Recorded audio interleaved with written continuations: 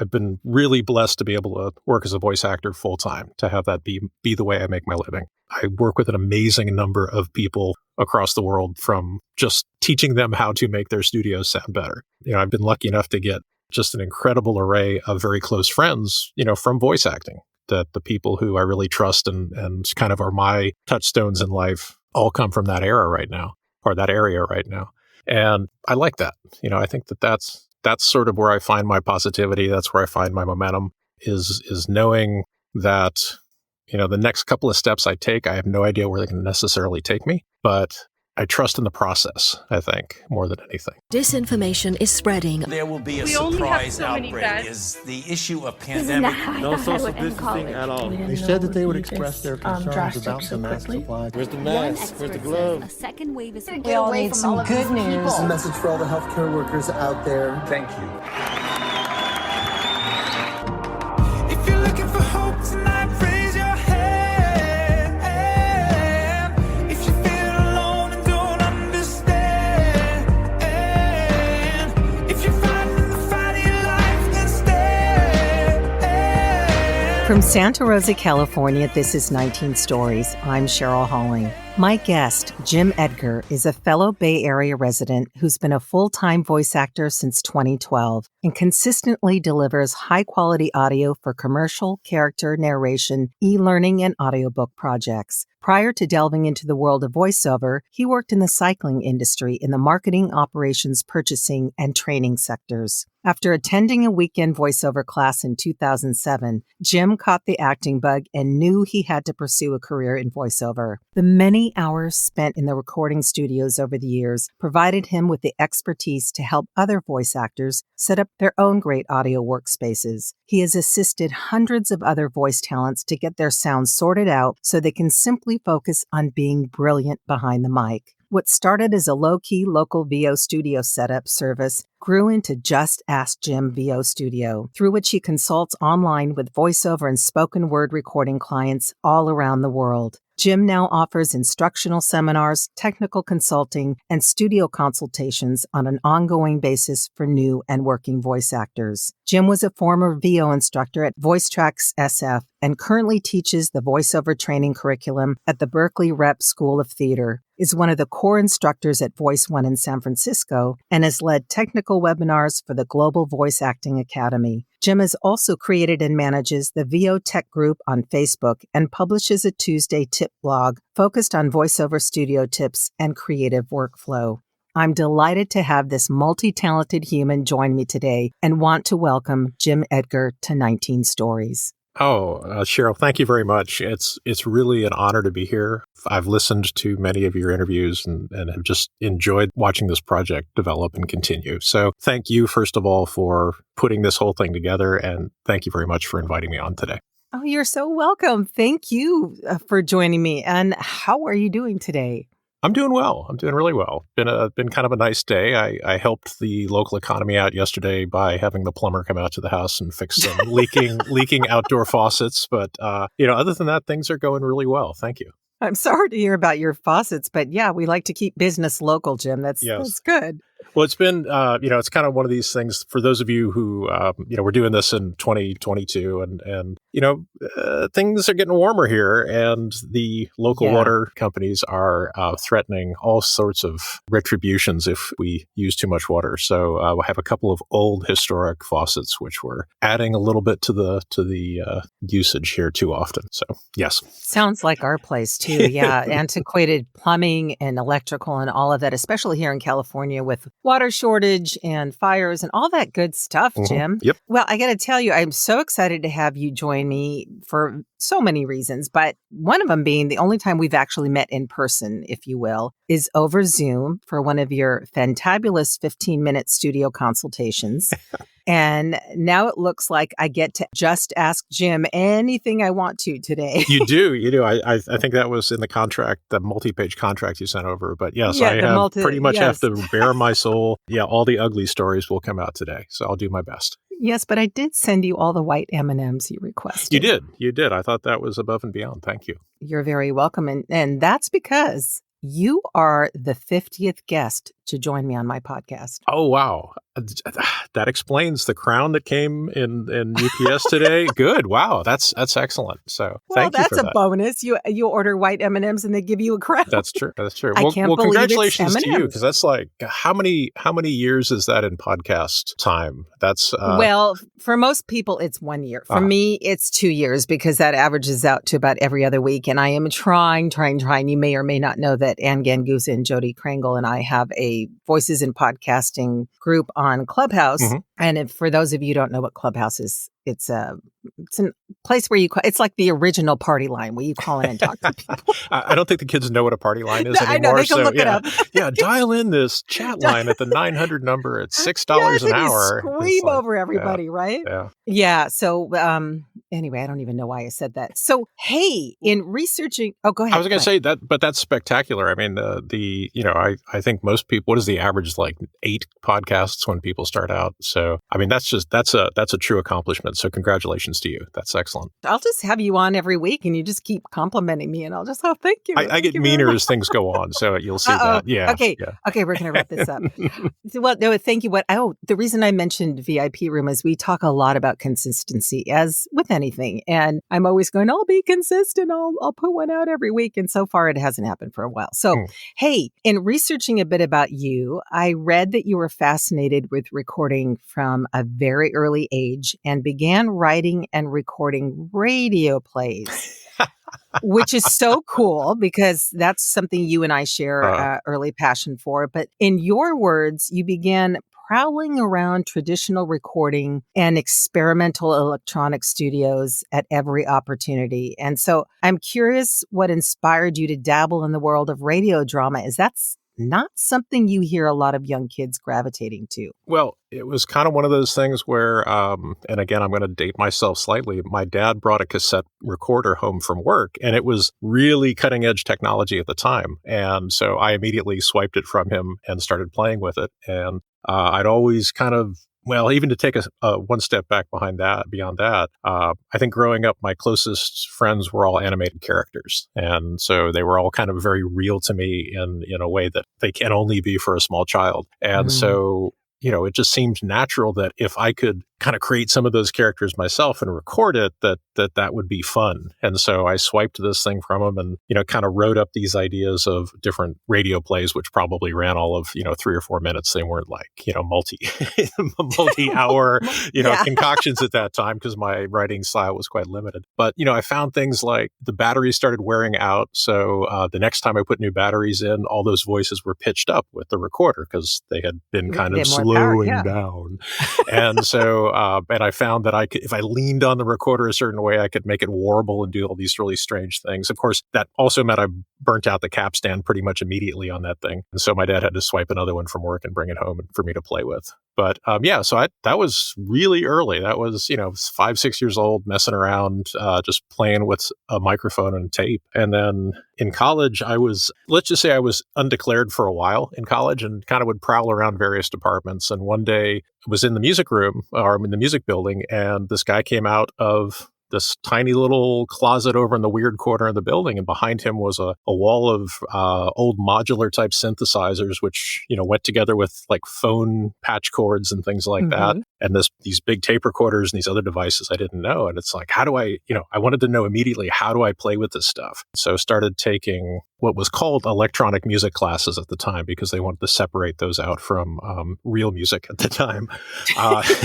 And so, but I'd always been kind of fascinated with that technology. I'd, kind of messed around with recording and, when we had little high school bands, I'd be the guy bringing the tape recorder and say, hey, let's record what we're doing. So I was always kind of messing with that stuff. And then in college, playing with synthesizers, which were really clunky and heavy and expensive. They were huge. Yes, they were. And, trying to get all that stuff to work, it introduced me to, a lot of more avant-garde electronic musicians, people like Steve Reich, who were, they're the classic It's Gonna Rain, or back in I want to say the 30s, a guy named Edgar, who actually took tape and taped it all together sort of in random places to make these compositions just using a tape recorder. And so, I kind of went deeply down into that. I was listening to a lot of John Cage stuff and Brian Eno stuff and really started enjoying environmental sounds and ambient type music, and was always interested in how that worked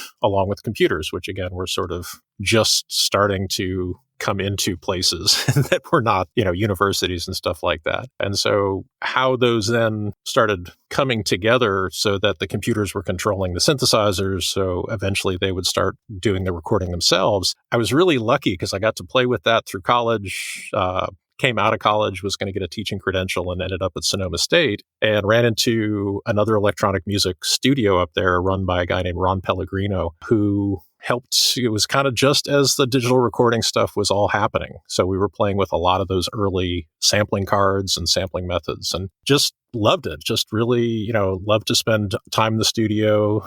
There was a full recording program, and so I was working with 8-track tapes and full recording studios at the time. And then noticed that the income possibilities with, composing ambient music were not all that great, and ended up kind of setting it aside and I got a very nice offer to take over some retail operations and start working in that, and just kind of set that stuff aside for a while. And, I still had a bank of synthesizers at home. I had an old, at the time, I think it was a Mac SE20 with a hard drive on it, that was kind of cobbling all that stuff together. And, but, didn't do much with it other than stuff I was making for myself.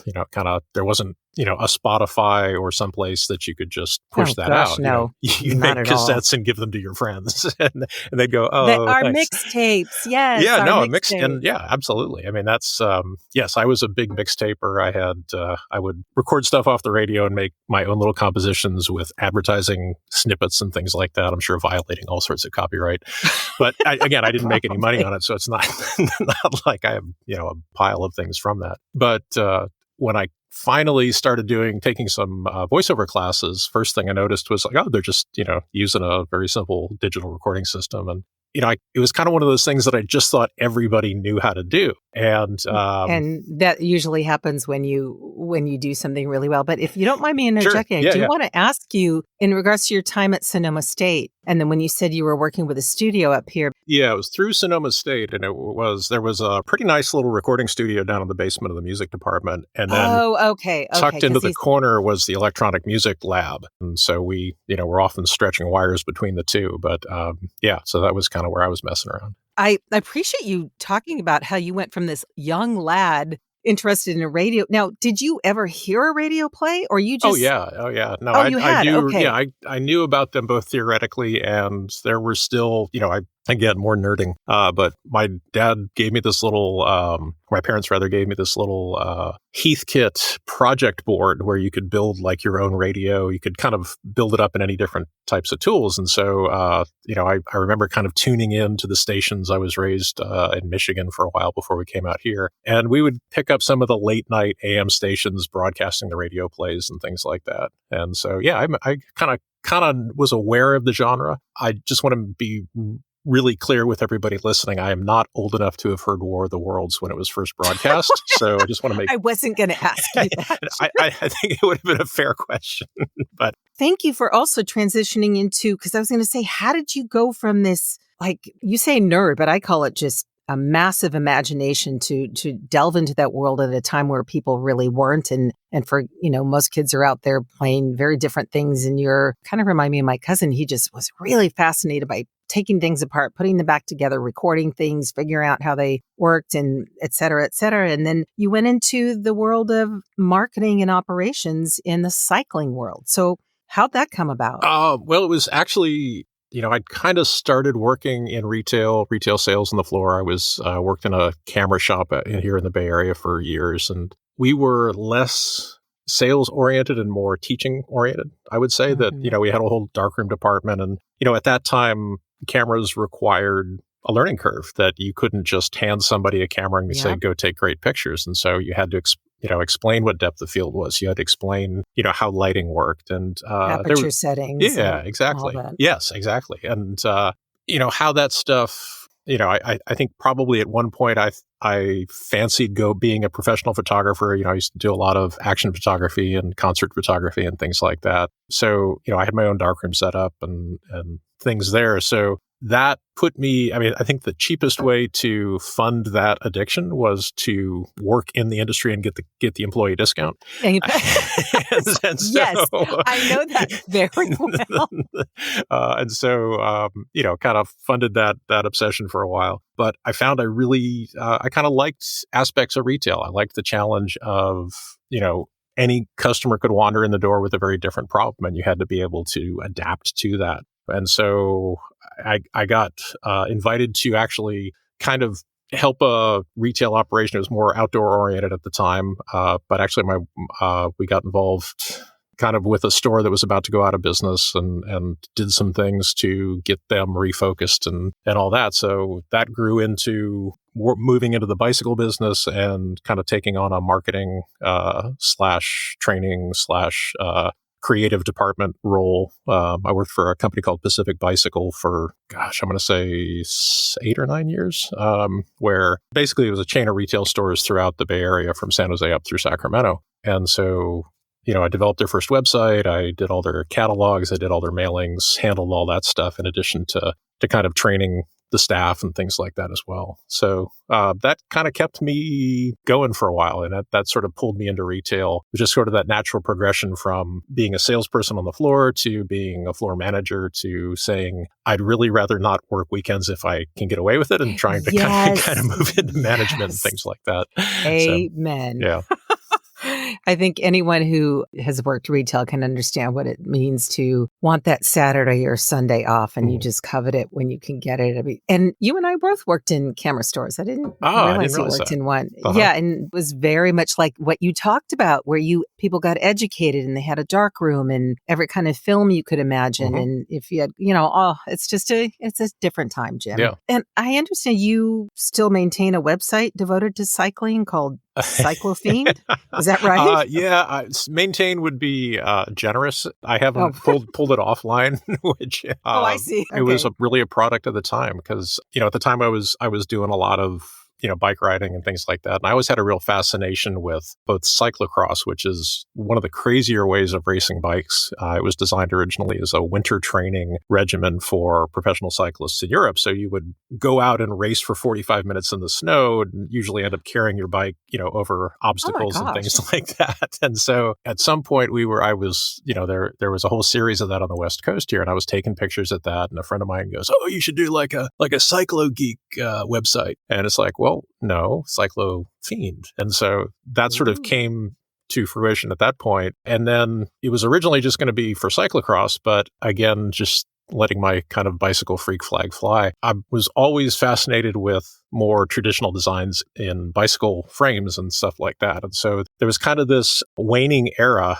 I think, toward the end of the last century, where a lot of the craftspeople who built those things by hand were retiring and they were kind of winding down. And so it became kind of a photo gallery for anybody that had a traditional style of bicycle. And it seems like, why would somebody do that now? Because it's so easy to share everything. But at the time, it wasn't really. There was it was Flickr, I think, was the only real big photo sharing site around. And so people who had these beautifully crafted bicycles had no way to share them with people. So it was kind of a building of a community, so to speak, where people would literally send me their pictures and I would post them on this website for them. It was just kind of to keep myself occupied and somewhat sane when I was frustrated with business and things like that. So it was just kind of a little side project, but that still exists today. You can see the galleries. I think I had, I want to say about 1,500 bikes posted on there over the years. Yeah, I went on it to look at it. It was fascinating because now, did you write all the descriptions and the history of the bikes as well?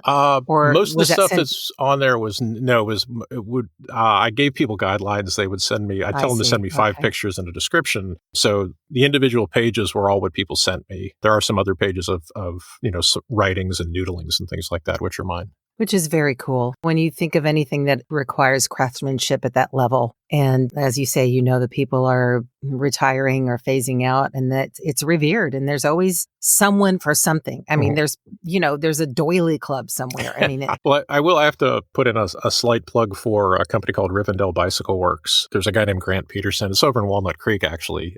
He was of the opinion, and I think stated really well, that the bicycle was pretty refined in the 50s and 60s. And a lot of the stuff we do now kind of removes the rider from the process. It certainly isn't something that's right for everybody. But by the same token, having a little bit of art underneath you as you ride is a good thing. And so that sort of attracted me to his writings and his approach to bicycle design and building. Well, especially if you're relying on it to ride in the snow. I didn't even realize, seriously, I didn't realize you could do that. Well, in California, it's a winter sport. So in California, it was pretty much slopping around in the mud. Right. So, we didn't, which is even smarter, when you think about it. So you're in the world of cycling and outdoor retail for I gathered about 16 years. And pardon the pun, from there you rode your way back onto the path of a great voiceover and studio tech. Okay, I'll say that again. From there you rode your way back onto the path of a great voiceover and studio and tech coaching career via a class you took in 2007. And yet 7 years later, you're a full-fledged VO talent and instructor at one of the most respected voiceover schools in the North Bay, Voice Tracks SF. And then 7 years later, you're teaching at both Voice One in San Francisco and Berkeley Rep School of Theater. So how did all that wonderfulness unfold for you? Well, I guess it's one of those things that makes perfect sense in retrospect, but at the time, it just sort of seemed like a combination of the next logical step. But I would say that voiceover in general had been hitting me over the head with a cartoon hammer for years and years and years. And I finally noticed it.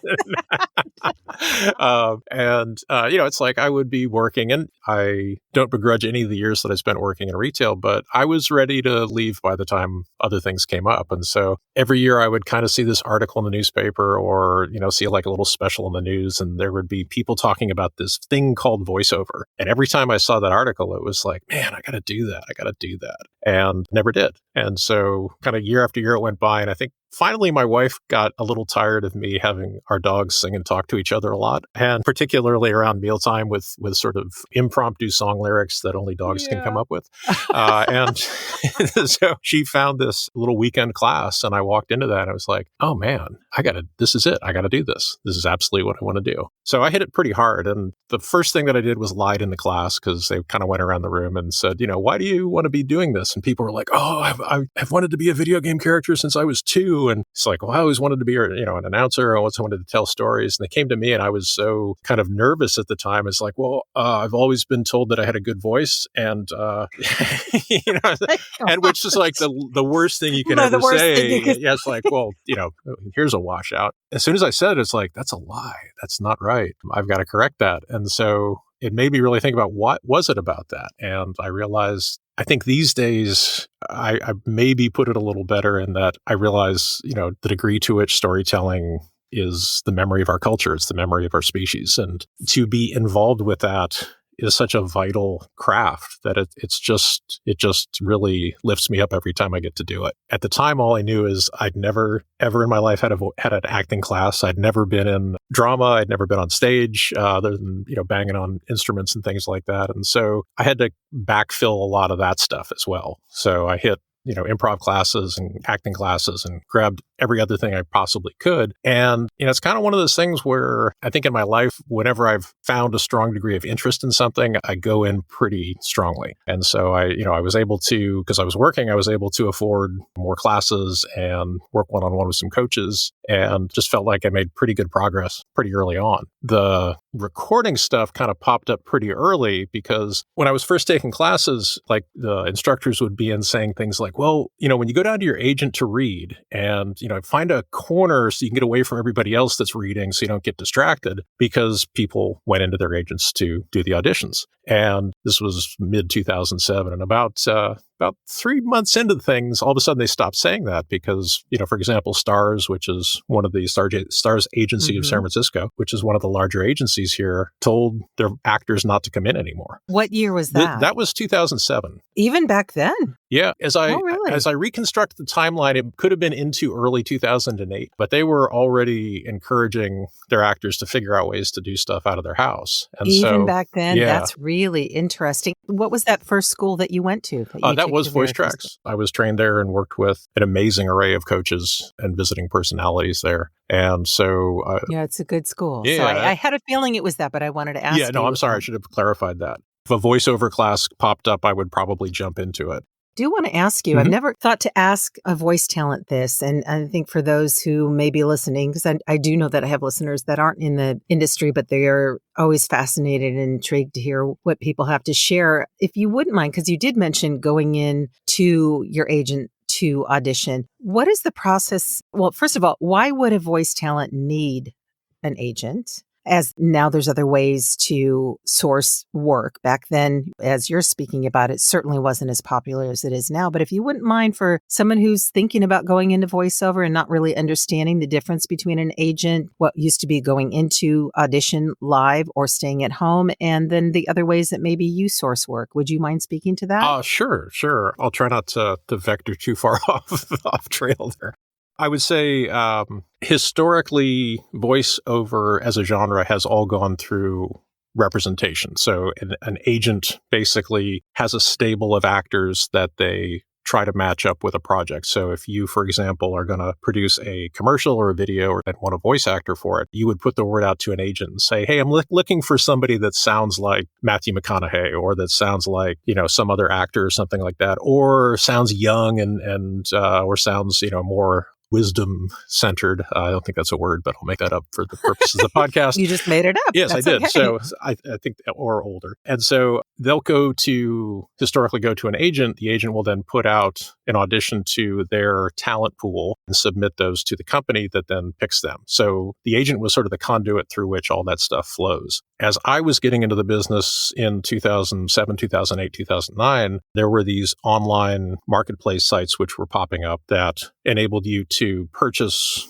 a membership, and then you could find jobs that had been posted to that site from a wider geographic area. That would be voiceover work that you would kind of find yourself through these sites. So you were paying a fee to the site to be a member so that you could then find work that would pay you. With an agency, they are getting paid essentially when you get paid. So you would book a job and then the agent would make a percentage on top of that job. And it varies a little, I'm sort of simplifying, it varies a little bit by genre type.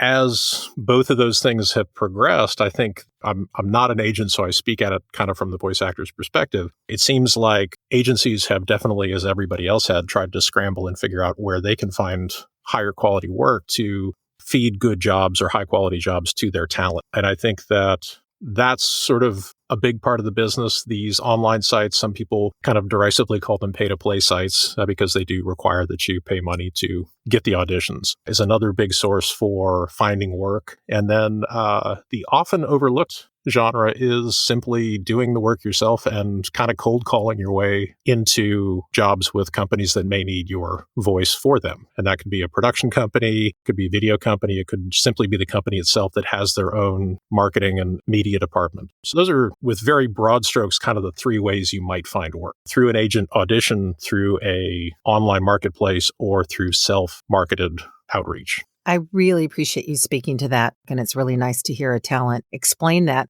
I realized maybe in my question that I was devaluing the agents, and I'm not in any way, shape, or form. That certainly didn't come across that way to me, and I didn't. Okay, good. I hope it didn't seem like I was saying that. No. I felt like maybe my question inherently was lending to that, there's different ways to find work, but no. I just wanted to speak to how an agent works and certainly acknowledge that they are important. I think also with agents specifically, there are agencies that are only going to focus on union work. There are agencies that will only focus on non-union work, and some that do both. So, for example, Stars is a union signatory, so they can work under union contract, and they do represent both union and non-union talent. Other agencies pretty much aren't going to represent you unless you are already in the union or at least about to join the union. Yeah, certainly the larger ones in Los Angeles. Definitely, yeah. Thank you again for speaking to that. Sure. And I love that term you came up with, wisdom-centric. Is that what you said? Oh my gosh. If we start seeing that on casting specs, I'm going to crack up.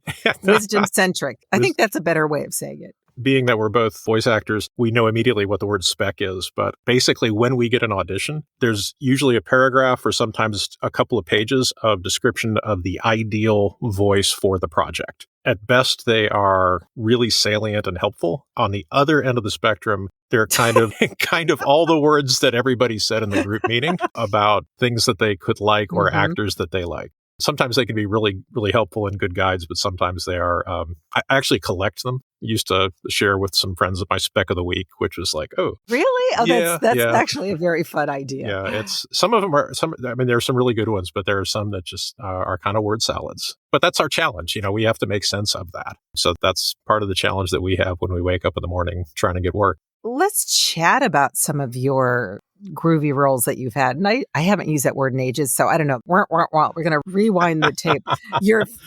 I'm dating myself. Your groovy roles. So for those of you who are playing at home, rewinding the tape means going backwards. So, and it's, anyway, let's. Oh my gosh. Okay. Some of your favorite roles, Jim. How's that? And I just ask Jim and he tells me things.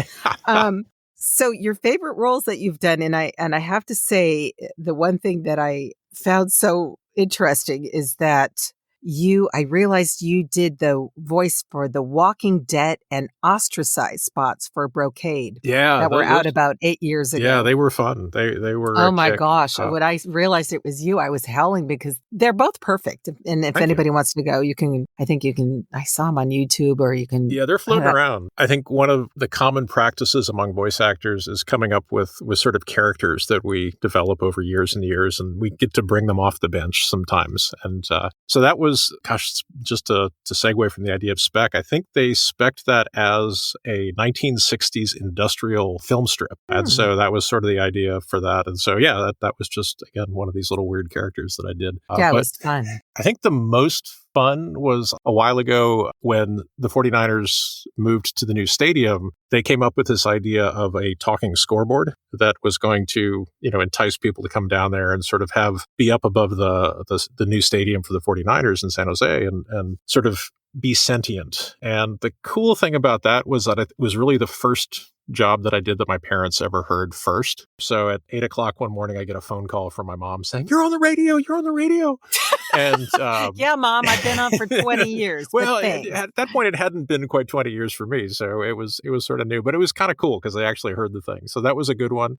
I tend to do kind of a lot of longer form stuff. For example, for the many listeners here who know how to run a General Electric CM20 EMP locomotive, for example, you learned that from me. That I taught you through one of your eLearning modules, how to make sure that you could run your locomotive properly. That was, I have this weird love for eLearning because you learn so many weird things. And, I think there was a video game that came out, I think it's almost a couple of years ago now, called The Helheim Hassle. It's came out of a production company in Norway where we just had too much fun developing all those characters. Were you characters inside the castle? Well, no, it was Helheim Hassle. And, Hassle. I'm sorry, Hassle, you said not castle. Oh, okay. And they're very irreverent. They did their first game was one called Manual Samuel, where basically you had this character that you had to keep alive because he was kind of dead. And so this was a mashup of. Was he run over by the locomotive that you were teaching about earlier? So. That would have been a nice tie-in. I should have pitched that to him. But no, this was more sort of Nordic gods meeting sort of rock and roll. And so, but you had to basically navigate to, I think the lead character basically gets sectioned into small parts and you have to kind of put him together. And so you get like his arm for one of the levels and things like that. But I was not him. I was a lot of the secondary characters who were misleading or leading him on. And so just had, again, way too much fun doing that thing. Sounds pretty crazy. Yeah, it was there. They were, the great thing is you get to interact with some amazingly creative individuals. I would imagine. Yeah. With all these things, kind of like the great art that appears, they've been living with these ideas for years. They've been developing the timeline and the characters and all that. And we kind of get to come in sometimes on the end, sometimes more in the middle, and help to flesh those ideas out, give them the depth that they were hopefully trying to develop as they put all these worlds together. Well, timing is everything. I really believe that. And a lot of time the voice is the icing on the cake, the last thing to be recorded. What a fun project to be involved in. And speaking of sitting on ideas and kind of being ahead of its time, which is not what you said, but I'm thinking about your short-lived podcast called Just Ask Jim. It's not actually dead yet, but Really? It just hasn't broadcast in a while. Yeah. I felt like I should do that just because I often talk for a living, that it might be a good little tie-in. And what I found was that I was being way too self-editing on those things. I would get episodes together and then listen back, and it's like, no, I can't send that out. But I managed to get a little cluster of 5 out. So that was, and then it sort of is, it's taking a lengthy vacation. You never know when it may resurface, but at this point, embarrassingly, it has not published. Yeah. That's a very good way to put it, because as I was explaining earlier that, it's my 50th episode, but for most people, that would be a year of doing a podcast. For me, it's 2, but you did that back in 2019, long before a lot of VO talent started doing podcasts. So you were really ahead of your time in that. And I listened to your episode, What Happens in the Booth. I listened to that last night, and it's really a good podcast. So if you need a little, earworm saying, record me again, I'm going to just encourage you. I'm going to sample that and put it on a little, a little clip on my desktop. And so just every time I think not. Okay. One of the things that, and this, as I say this, it sounds to me a little bit like a cop-out, but so much of what I do when I'm talking about recording technology and things like that has a visual component to it.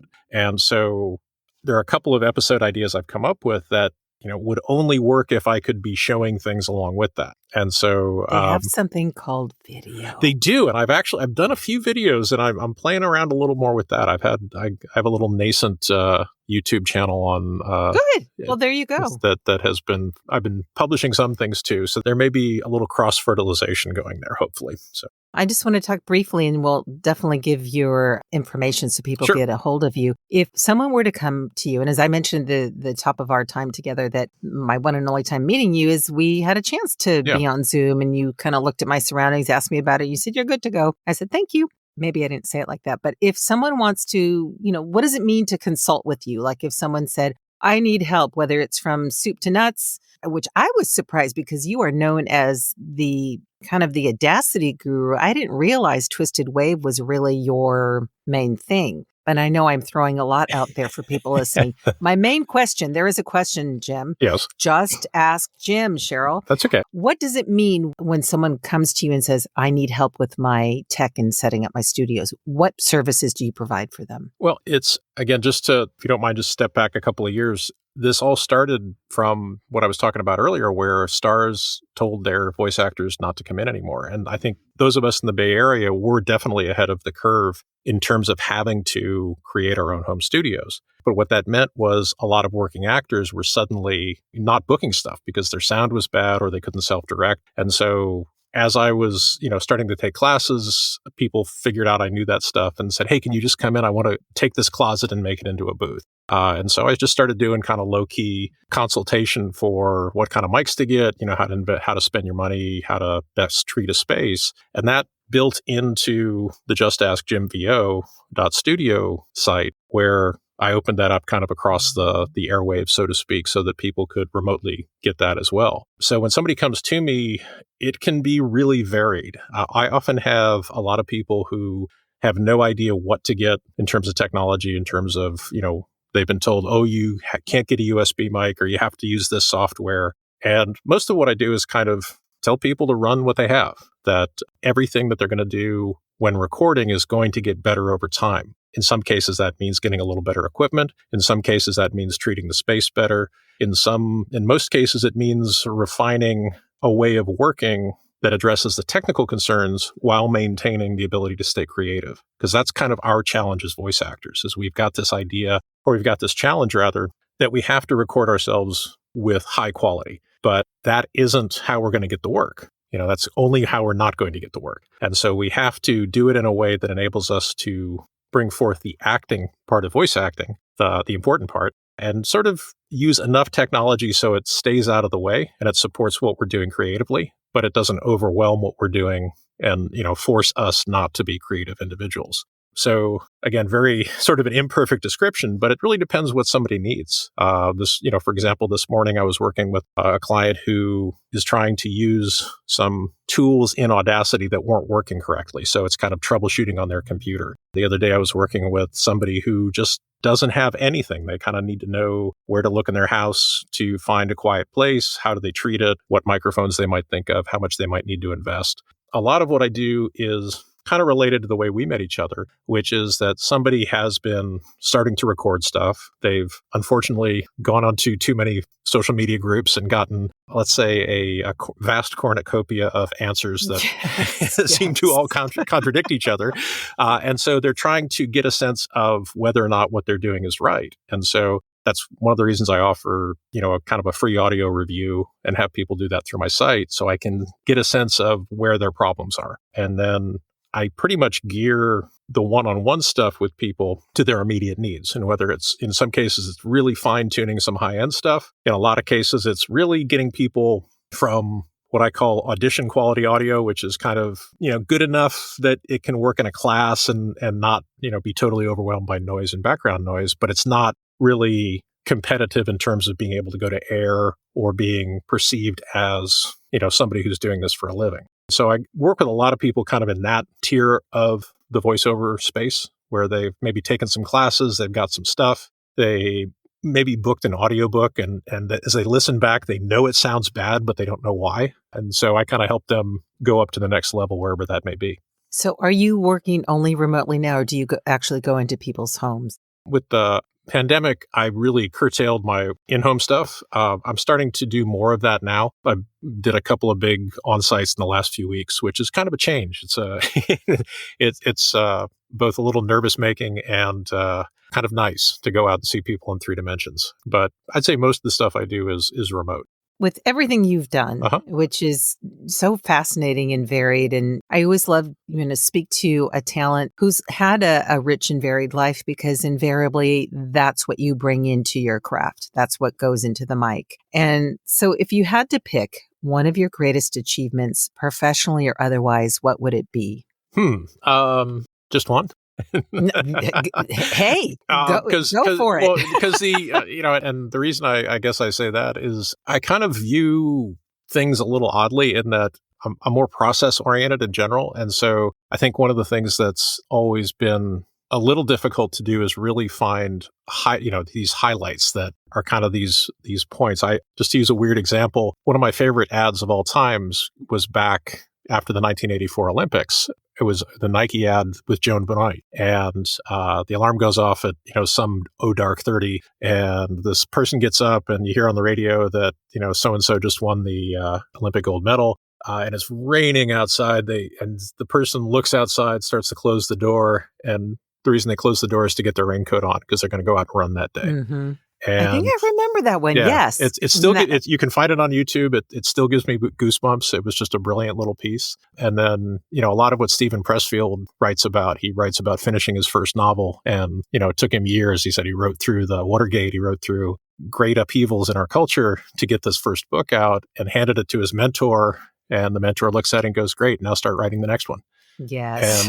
And which can seem really flippant and seem really to undercut the idea of, achievement. But I think that has always felt to me to be a little healthier approach. I've been really blessed to be able to work as a voice actor full time, to have that be the way I make my living. I work with an amazing number of people across the world, from just teaching them how to make their studios sound better. I've been lucky enough to get just an incredible array of very close friends, from voice acting, that the people who I really trust and kind of are my touchstones in life all come from that era right now, or that area right now. And I like that. I think that's sort of where I find my positivity. That's where I find my momentum is knowing that, the next couple of steps I take, I have no idea where they can necessarily take me, but I trust in the process, I think, more than anything. I don't know if that at all answered your question. It did. And I appreciate it because my flip side to that question is if there was a time that perhaps was perceived as less successful that informed you of the next right step, but you just answered that in letting the steps unfold and letting things reveal themselves. And it's certainly a healthier way. I think where we're at right now is reimagining what success means and defining that for ourselves. Yeah, that was a very cool answer. And you touched upon the things that make you hopeful and joyful. So what does make you hopeful? I almost don't want to pull it apart too much because I think we've all had points in our life where we really had to make a choice, where we found that we were doing things that were either self-destructive or, certainly not helping us move forward. And I've had some of those. I had there was a point in college where I got sober that I had to do that and pick myself up and sort of redirect things. That since that point, I think in my life, that just waking up and feeling good and waking up and feeling like I have the energy to do things, I never take that for granted. That there were times where that was not the case, and I think it's hard to necessarily translate that into other people's lives, because I think each of us find a point where we realize that certain things give us momentum, they give us energy rather than take energy from us. And that's the point at which I was lucky enough to be able to lean more into that. And so I think when we look at anything we do, is it making us feel better? Is it energizing us? I do think that that's what a lot of people have suddenly looked at in the last couple of years. I think that's one of the reasons that you've really tapped into something with the idea of 19 stories, is that all of a sudden these things we take for granted, we realize aren't necessarily cast in stone. I mean, my grandfather, worked through the Depression. He worked for Pennsylvania Bell. He was a company man till the end. I don't think anybody expects that anymore. But by the same token, why do we have to go drive somewhere to be around people just so we can focus at a computer screen or just so we can do our work? I think this is really, for me personally, the pandemic has really refocused both. I mean, I've been working at home for a lot of years, so I do have some of the skills for that. But what it really made me appreciate more was the personal interactions, because I don't think we take those for granted anymore, that it takes effort to go see people now. And so when we invest our time and our focus on that, I feel like we get more out of that. I feel like we find more in the personal interactions because they are less common. We're not trying to avoid them as much as develop them. I certainly hope that's the case, Jim. I really do. Because I think, especially for younger kids who've been isolated, it's had an effect. And I would imagine the same thing goes for adults who've been isolated and reintegrating and learning how to just have a conversation again. And yeah, I don't need to add anything to what you said. It was beautifully said. And I thank you for that. And here's something fun for you. Okay. If you've done your homework, Jim, if there was a soundtrack to your life, what would be on it and why? Oh, I like that question. So first of all, I think that sorry, I just had to close my door again. Okay. I think first of all, I kind of hear music as a whole. So after I've heard enough times of a certain album or a song, it just sort of forces itself into whatever situation I'm in. Again, sort of saying that about as imprecisely as I possibly could. But for example, there's a saxophone solo in a song called Tyler by UB40 on their very first album. Just a beautiful, melancholy and hopeful riff that I hear a lot in my head. That it just sort of pops itself into my brain from time to time. As I said before, I really like, depending on a lot of my music and soundtrack for life is sort of case specific. So I really like Music for Airports by Brian Eno, but I only like that when I'm trying to write or do something sort of in its own space, because it just sort of envelops me and isolates me. Things like Kind of Blue by Miles Davis. That album is just a stellar piece of work. Every time I hear that, it just stops me. There's also, a lot of forgotten punk rock bands and a lot of raucous rock and roll and things like that depending on the mood and the time, are the right soundtrack. So I'm pretty varied, I guess. Very eclectic. Yeah, you are very eclectic. And I would expect that you would be, given what you shared with us that you used to do in your early days of recording and splicing tape together and everything else. Yeah. Jim, how can people get a hold of you? Easiest way is I have two websites. One is JimEdgarVoices.com, which is my voiceover site. And the audio consulting and technical assistance site would be JustAskJimVO.studio, because you can get a .studio URL, and that seemed to catch my attention on that day. And so those are probably the two best places. I'm always on LinkedIn. Facebook is under my name. You can also, if you try to find the VO Tech Talk Facebook group, that's the one that I manage. Wonderful so group. You can, yeah, thank you. Other than that, I'm on the Instagram, as the kids don't say.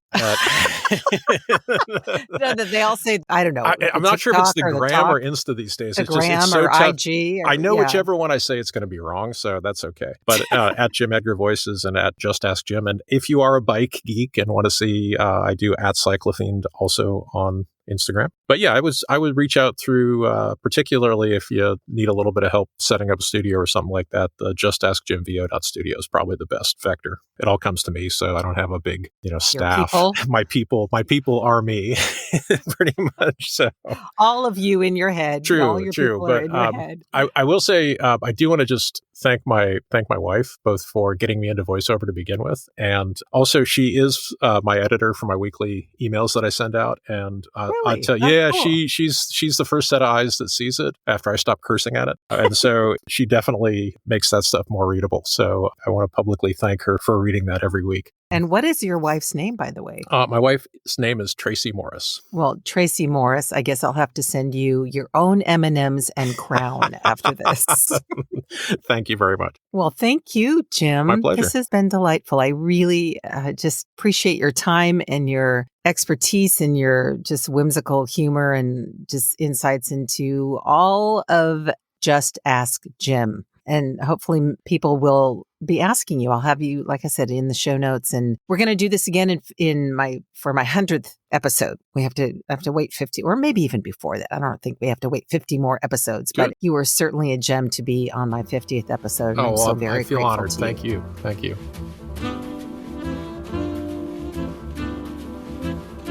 I'd also like to thank the following news outlets for the use of their clips in so aptly painting the picture of the fear that we're facing during this pandemic. BBC, PBS, Now This, UNESCO, and Some Good News. I especially want to thank Joel and Luke Smallbone, otherwise known as the Group for King and Country, for allowing me to use an excerpt of their song Together, which could not be a more hopeful and inspiring song for such a time as this.